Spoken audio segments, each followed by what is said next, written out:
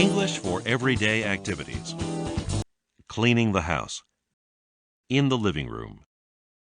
Pam picks up things that are lying around.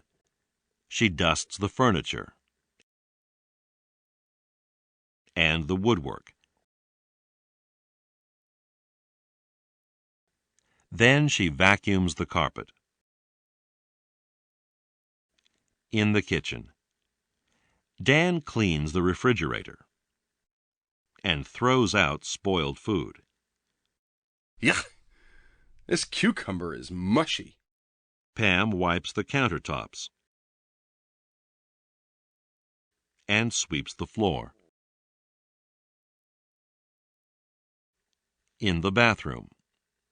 Dan scrubs the toilet with a toilet brush, cleans the sink, and scrubs the bathtub. He washes the mirror on the medicine cabinet. Then he sweeps the floor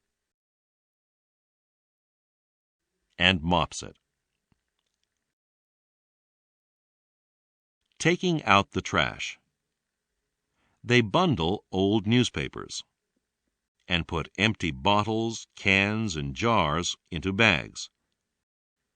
They set them out for recycling. Then they empty waste baskets